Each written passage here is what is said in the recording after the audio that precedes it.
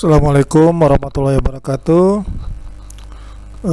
Dalam kesempatan ini saya akan coba menerangkan bagaimana kekuatan permintaan dan penawaran itu mempengaruhi pasar. Nah, pembahasan ini merupakan bagian daripada pembahasan bab 4. Namun di sini kita akan mengkhususkan pembahasan kita dikaitkan dengan menjawab apa yang dimaksud dengan excess supply dan apa yang dimaksud dengan excess demand. Nah, sebagaimana yang kita bahas sebelumnya, bahwa interaksi antara penawaran dan permintaan secara bersama-sama ini mengakibatkan terciptanya harga keseimbangan. Harga keseimbangan ini merupakan harga yang disepakati oleh pembeli dan penjual sehubungan dengan interaksi yang mereka lakukan. Di sisi lain ada yang disebut dengan equilibrium quantity, keseimbangan jumlah barang yang ditransaksikan. Jadi ini merupakan pertemuan antara demand dan supply. Nanti kita lihat bahwa keduanya ini bisa kita pastikan atau kita tentukan dengan berpedoman pada perpotongan antara kurva permintaan dan penawaran. Baiklah, sekarang kita lihat tabel permintaan dan penawaran pada slide berikut ini. Ini adalah tabel permintaan, sedangkan di sebelah kanan adalah tabel penawaran. Ya, pola harganya sama, mulai dari 0 sampai dengan 3. Ini juga 0 sampai dengan 3. Kemudian kuantitinya tentu saja disesuaikan dengan masing-masing hukum. Ini disesuaikan dengan hukum permintaan, ini disesuaikan dengan hukum penawaran. Hukum permintaan menyatakan jika harga naik, maka permintaan menurun. Sebaliknya, jika harga turun, permintaan akan meningkat. Sementara untuk penawaran, jika harga naik, maka penawaran naik. Jika harga turun, penawaran juga akan turun. Nah, yang perlu kita lihat di sini adalah yang dimaksud dengan equilibrium itu atau keseimbangan adalah di sini harga pasarnya. Ketika harganya 2, maka permintaan 7. Ketika harganya 2, penawaran adalah 7. Jadi bisa kita simpulkan pada saat harga 2, baik jumlah permintaan maupun penawaran itu jumlahnya sama atau equal. Nah, kita gambarkan dalam grafik. Kira-kira gambarnya seperti ini. Ini kurva permintaan, sedangkan ini adalah kurva penawaran. Interaksi keduanya mengakibatkan ada titik perpotongan di sini, yakni sebelah kiri ini mencerminkan harga yang berlaku di pasar ya. Berarti harga yang berlaku di pasar untuk harga ice cream cone ini adalah $2. Sementara jumlah unit ditransaksikan adalah 7 unit ice cream cone. Jadi ini bukan permintaan atau penawaran lagi namanya, tetapi merupakan permintaan dan penawaran atau kedua-keduanya. Atau boleh dikatakan 7 ini adalah jumlah barang yang ditransaksikan. Nah, titik ini disebut dengan titik keseimbangan atau istilahnya adalah equilibrium. Lalu kita akan masuk pada pembahasan mengenai excess supply atau kelebihan penawaran. Kapan terjadi kelebihan penawaran?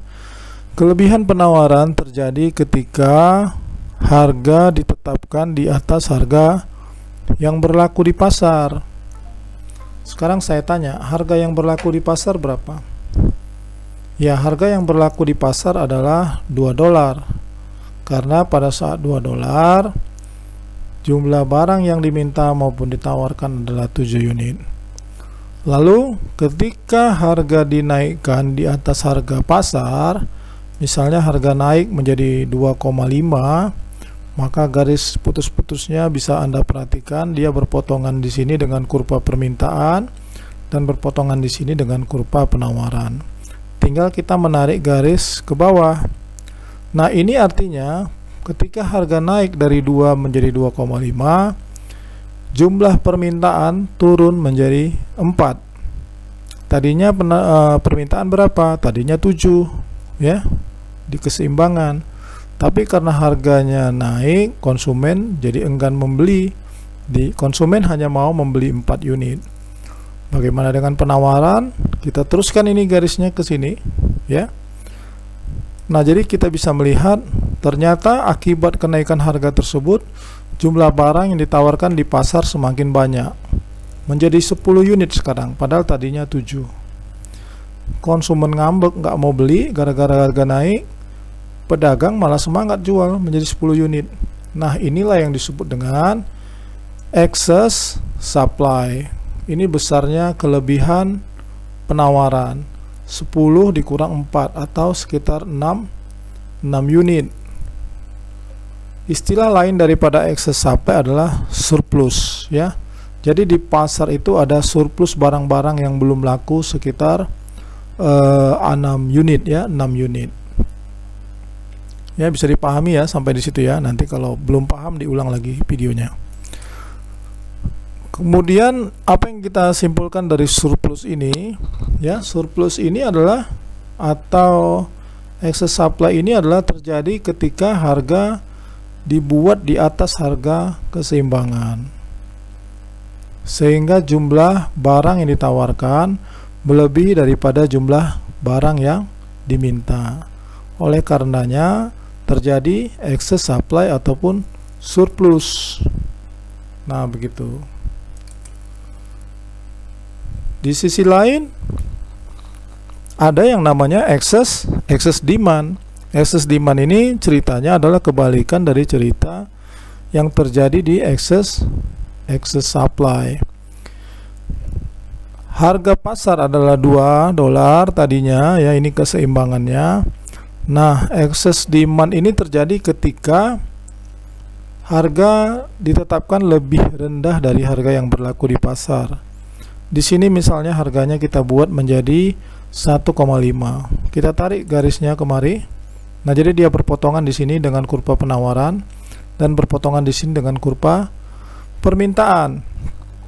Kita tarik garisnya ke bawah, berarti jumlah penawaran berkurang dari 7 menjadi 4, sedangkan jumlah permintaan naik dari 7 menjadi 10. Nah, wilayah dari sini kemari ini disebut dengan shortage atau excess demand. Shortage artinya apa? Shortage artinya kita kekurangan barang di pasar karena permintaannya 10.